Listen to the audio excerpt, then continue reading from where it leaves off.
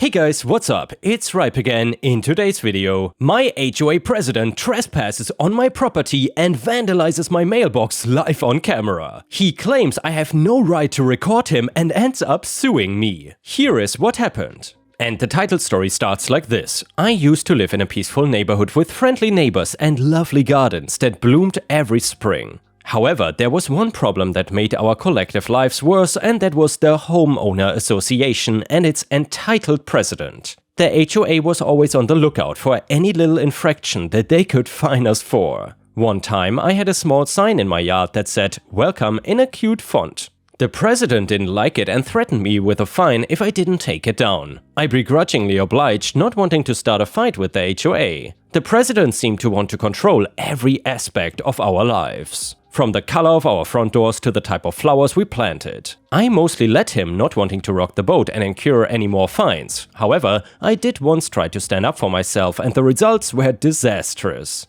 I had put up a small fence around my garden to keep my dog from digging up the flowers. The president didn't like it and claimed that it violated some obscure HOA rule. I argued that it was necessary to protect my garden, but the HOA president would not budge. Soon thereafter, I was hit with a barrage of fines for things like having a trash can visible from the street and having my car parked on the curb overnight. The fines drained my savings and I didn't know what to do. So of course I went to the police, but they could not help me because none of the residents were willing to speak up out of fear of the HOA. I felt trapped and helpless with no way out. In the end I had no choice but to relent and take down the fence. From then on I kept my head down and followed every rule the HOA set, no matter how absurd it was. It was a small price to pay for the peace and quiet of my home, but it left a bitter taste in my mouth. As time went on, the HOA president continued to find more ways to intimidate me. Every time I would receive a letter from the HOA, I would feel a sense of dread in the pit of my stomach. It seemed like every little thing I did was under scrutiny and I couldn't escape the watchful eye of the president. But the worst was yet to come. One day I caught the HOA president on my property, snooping around my backyard. Then when I confronted him, he claimed that he was just checking to make sure my yard was up to code.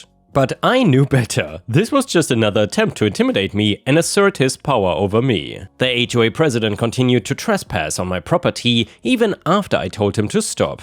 I started to feel like a prisoner in my own home, always looking over my shoulder, wondering when he would show up next. He also started coming onto my property at all hours of the day and night, checking on things and making sure everything was in order. He even went so far as to move my lawn ornaments around, claiming that they were a violation of some obscure HOA rule. I had enough. I went to the police and filed a complaint against the HOA president for trespassing and harassment. The police then told me that they couldn't do much without hard evidence, but they promised to keep an eye on the situation. One day I received yet another letter from the HOA, and this time demanding that I change the color of my mailbox. According to the president, the color was a violation of the HOA's strict guidelines, and if I did not comply, he would get me arrested. I was tired of being pushed around by the HOA and their president. I had enough of their constant harassment and intimidation, so I decided to take a stand. I refused to change the color of my mailbox, and instead I put up security cameras around my property to catch the HOA president in the act, potentially. I was determined to put an end to his trespassing and harassment once and for all. It didn't take long for the HOA president to show up again. Only 1 week later I woke up to find that my mailbox and yard had been vandalized, and I knew immediately who was responsible. I checked the footage from my security cameras and saw the HOA president sneaking around my yard in the middle of the night, spray painting my mailbox and pulling up my flowers. Enraged, I confronted the HOA president the next day. "What the hell is wrong with you?" I yelled. "Why are you doing this? You have always been trespassing and harassing me, and now you're vandalizing my property? What do you want from me?" The HOA president just smirked and shrugged. "You should have changed the color of your mailbox when I told you to," he said. "But since you didn't, I had to take matters into my own hands. Maybe now you'll learn to listen to me." I couldn't believe his audacity. Listen to you? You're a criminal. It's an offense to vandalize any property like this. You need to stop this right now before I call the police. But the HOA president just laughed. "Go ahead and call them," he said. "They won't be able to do anything." None of the other residents will testify against me, and you're just one person against a whole HOA. You're never gonna win. But I refused to back down. I don't care, I said. I'm not gonna let you bully me into submission. I got the evidence on my security cameras and I'm gonna take it to the police. You cannot get away with this forever. The HOA president's harassment had escalated to a new level. Not only had he trespassed and vandalized my property, but the next day I found out that he had also filed a lawsuit against me, claiming that I had illegally recorded him without his consent. I knew that I had done nothing wrong. I had installed the security cams on my property to protect myself from his harassment, and I had never recorded him in a private place. But the lawsuit was still a source of stress and anxiety for me. On the day of the trial, I arrived at the courthouse feeling nervous but determined. I had my evidence ready and knew that I had done nothing wrong, but the HOA president was still trying to paint me as the villain in this situation. The judge listened patiently as the HOA president's lawyer presented his case. He claimed that I had illegally recorded his client and that I was trying to defame him in the community. He also tried to argue that I was a troublemaker who had caused problems for the HOA in the past, but when it was my turn to speak, I calmly presented my evidence and explained my side of the story. I showed the security footage of the HOA president trespassing on my property and vandalizing my mailbox, and I pointed out that I'd never recorded him in a private place. The judge was clearly impressed with my evidence and he asked the HOA president to explain why he had trespassed on my property and vandalized my mailbox. At first, the HOA president tried to deny everything, but when he was presented with the security footage, he had no choice but to admit his actions. He claimed that he had been frustrated with my refusal to change the color of my mailbox and that he had acted out of anger. The judge was not pleased with this explanation. He pointed out that the HOA president had broken the law and that his actions were completely unacceptable. He also questioned why none of the other residents had spoken out against him, but to my surprise, a few of my neighbors stood up and testified against the HOA president. They shared their own experience of his harassment and intimidation, and they confirmed that they had been afraid to speak out for fear of retaliation. Their testimonies made my case even stronger, and the judge ultimately ruled in my favor. While the outcome of the trial was a victory for me, the consequences for the HOA president were even more severe. After the trial, the police conducted a thorough investigation into his actions and discovered that he had been involved in numerous other cases of harassment and intimidation within the community. As a result, the HOA president was charged with multiple counts of trespassing and destruction of property, including the federal offense of vandalizing a mailbox. The evidence against him was overwhelming, and he was found guilty on all charges. The judge sentenced the HOA president to 2 years in prison and ordered him to pay restitution to all the homeowners he had harmed. As for me, I was finally able to live in peace without fear of the HOA president's harassment. And here, Ripe Stars, as you can see, it really pays off to go the legal route if you are dealing with an abusive HOA. However, then again, if you go this route, it can also get pretty pricey for you, so I guess OP in this situation was really lucky. Anyway, if you enjoy these videos, please don't forget to like the video and maybe even leave a comment if you want to support me. Thank you so much. And the next one is titled, Don't Mess With Me. Last year, I received an invitation to interview with one of our direct competitors for the same position I am working. There's a reputation of me being called the Barracuda in my field of work, so my name is known to my competitors, and yet I hold a blue-collar job title, not one in management or sales. Anyways, for me, if an opportunity presents itself, I would at least entertain their offerings because you never know what might happen, but the intentions are ultimately for a better paying position. So I go to the first interview and it's with the service manager. He is impressed with what I have to offer and he asks for a second interview with his head of sales manager and then another interview with higher management levels and another with the VP and yet another with everyone I've already interviewed with and the CEO. All in all, 7 interviews total. Now, here's the thing, this is not my first rodeo, and I know how to evade their bait questions where the only proper answer would be to spill the beans on revenue numbers or customer naming with my current employer, and I dodged all those questions with vague answers that leaves them with nothing of value, but stays relative to their questions, and I can feel their frustration that they are not getting what they're after. But then after the 7th interview, I made it clear that I'm no longer willing to entertain further more interviews and we talked numbers and where I would like to see to entertain the possibility of joining their team and if they are still interested to shoot me an offer or if not then a letter that they are not interested in hiring me. Let's add that in one of the interviews, the VP spilled the beans on his #1 cash cow customer that so happens to be directly across the street from their office in plain view, and based on what I gathered from all the interviews is this company interviewing me still a small player in the game, and without this cash cow customer, they wouldn't be much of a competitor to us. So fast forward 2 weeks later and I get an offer. The offer is being offered by the VP, although it's clearly written that if I accept, I'll report to the manager I initially interviewed with that I would retain the same job title, except their dollar amount is 20% less than what I was making. That was 35% lower than the number said I'd be willing to entertain. I took that as an insult and immediately declined their offer, and when they asked what would be my counter offer, I politely declined further communications with them, and boy was I pissed when I saw the number they offered me, especially when I told them where I would like to be at pay range to entertain them as my new employer.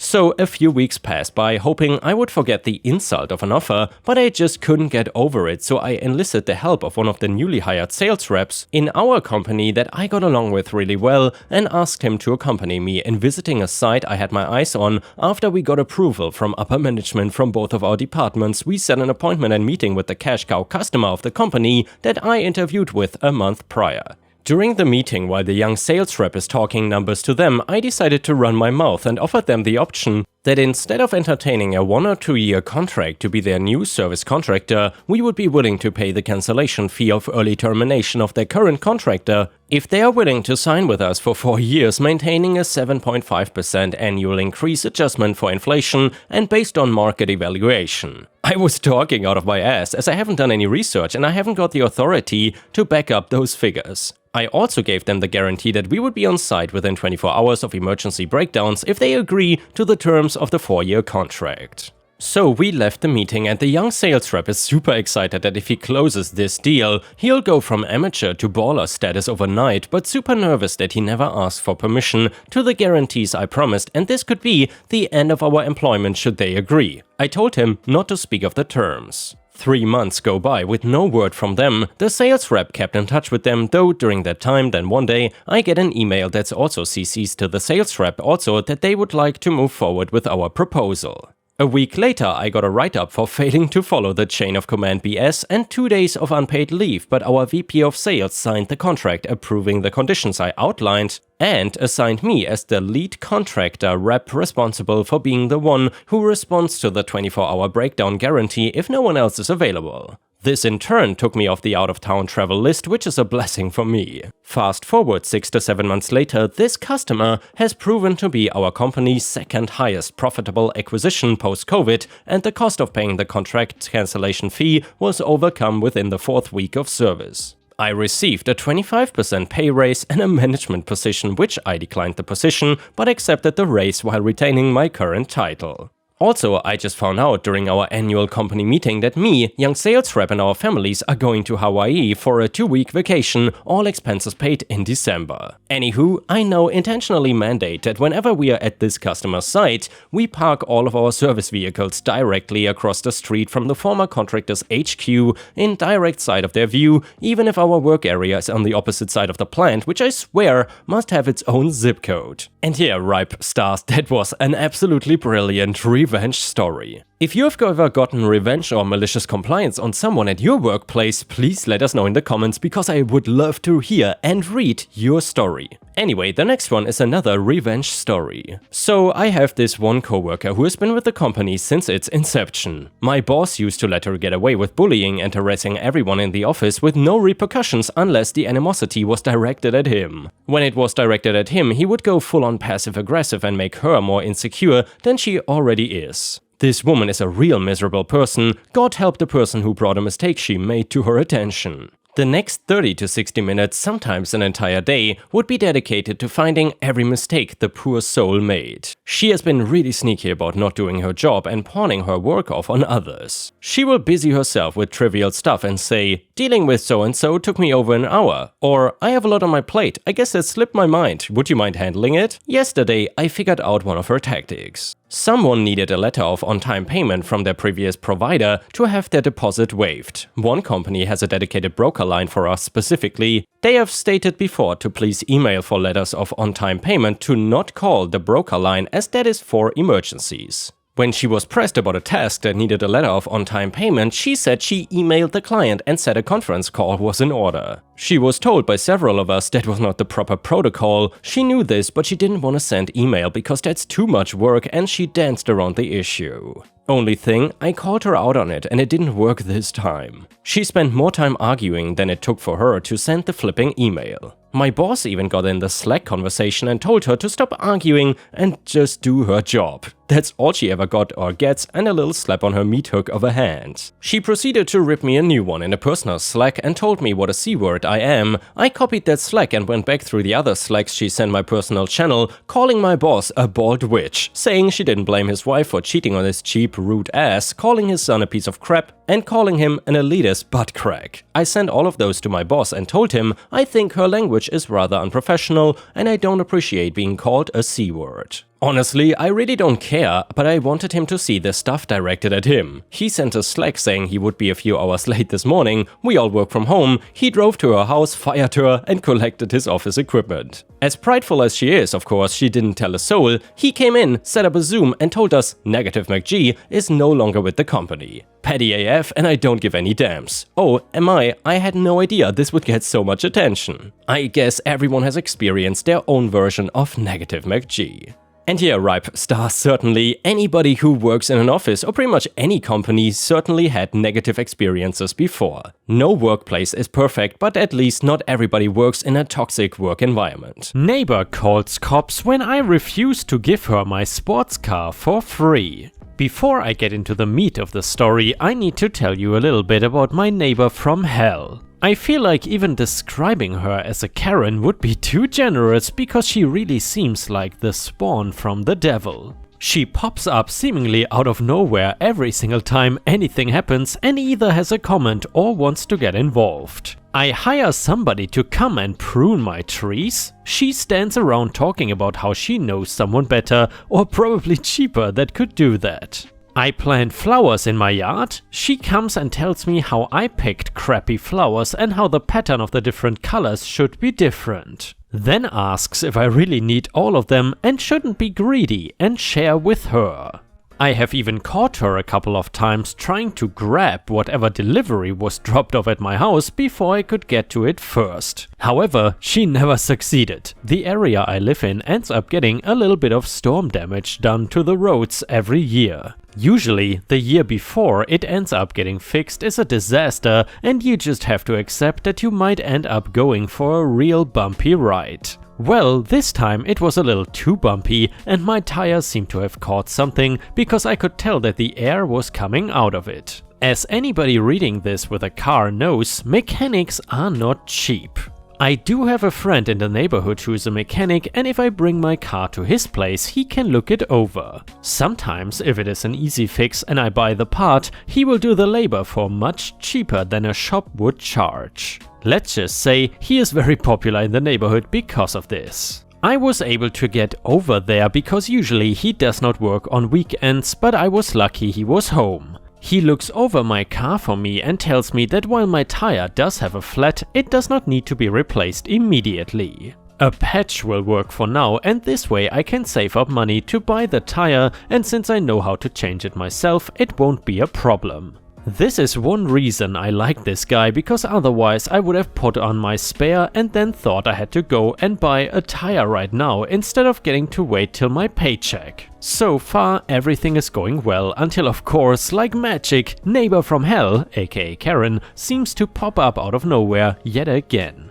Neighbor, oh my, what happened here? She talks in one of those fake, overly sweet voices that are really cringy until she starts to get angry a bit later. Me? Oh, just a flat that needed a patch. Should be as good as new now, though. Neighbor, you know this is why a car like yours is so dangerous. It goes so fast down the roads and really is unsafe for somebody like you to be driving. I have a nice Mercedes sports car that I love deeply and worked really hard to get. I drive like a normal person and hate if anybody starts talking crap about my car. Me? I mean, it was really just the road. Neighbor, you know what? I will do you a huge favor and take it off your hands. This way you can go and get yourself a decent car for an adult. I have a niece that is going to turn 16 soon, and I'm sure she would love that car for her birthday present. I thought she was joking at first until I realized she was serious. She did not even want to buy the car off of me for her niece, she wanted me to literally give her my sports car because she thought that they were immature and meant for teenagers only. I would have left if my tire did not need to still be inflated and I was getting sick and telling her that I was not going to give her my car. That was when she got angry and her super sweet voice changed to her angry demonic voice. And guys, you know what's coming now. Neighbor, are you really trying to tell me no? This type of car is made for kids, not people like you. It is time you give this car to somebody who is the right age and deserves it. If you won't give me that car, I'm going to call the police and report you. Me? Report me for not giving away the car I own? Neighbor, for driving a car that you shouldn't be. She calls the police and I can hear her telling them over the phone that there is a man owning a car illegally. That the car was meant for her niece and now I was trying to take it and drive it away while being unsafe. She even said that I was a danger to the road and she felt if I was to take off in the car, somebody would be killed or even worse. Then she just looked at me with a smug face while my friend really had no idea what to do. My tire was filled and I could have left, but I really wanted to wait for the cops to see how this whole thing played out. No less than 3 police cars arrived because of her exaggeration of me being a danger. I honestly cannot remember what officer said what, so all of them are going to just be lumped together as officer. Officer, sir, this woman is reporting that this vehicle was stolen. Me, actually, I just got here to get my tire. He stole the car from my niece. Officer, ma'am, please calm down. Another officer will get you your statement in just a second. So I got to tell the officer the whole story about how this was my car and it never belonged to the neighbor or her niece. I just had a flat tire and came to get things fixed and she showed up demanding that I give her the car for free. Meanwhile, I can hear neighbor because she is so loud yelling about how she knows the law and sports cars are only meant to be driven by teenagers. They can quickly tell that her call to them was BS and I even showed the car registration and let them run my plates and ID to just prove that the car was mine and had been for quite some time. My friend even backed me up saying that he saw me with this car for years and I was coming to get a flat fixed because of the roads, not that I was driving dangerously or anything. It did not take much to convince them even after the neighbor seemed to switch back on her fake sweet voice for the police. They ended up arresting her because it was not her first offense for calling the police claiming an emergency when there wasn't one. The whole time they were arresting her, all she could keep saying was that she was trying to do me a favor by taking my car and giving it to someone who should actually have it. The last I heard before they closed the door on her and I got to leave was that she was going to sue me for driving an illegal car and the judge was going to give it to her. I never did hear from the court or the judge that a guy in his 40s was not allowed to own or drive a sports car. I got the new tire a few weeks later and the roads started to get paved and fixed. She rides smooth and I can promise that even if I did sell this car one day, it was never going to go to her or anybody that acted like her. I don't know if the courts told her to stay away from me, but she has been and I could not be happier about that. And yeah, Ripe Stars, I gotta say, in some of these stories I'm not sure if it is the jealousy or some people just being crazy that leads them to act like this. I guess in this situation it was probably a combination of both. However, I have to say I really like how OP handled the whole situation. Either way, if you enjoy my videos, then please don't forget to like the video and post some star emojis in the comments if you want to support me. Thank you very much in advance.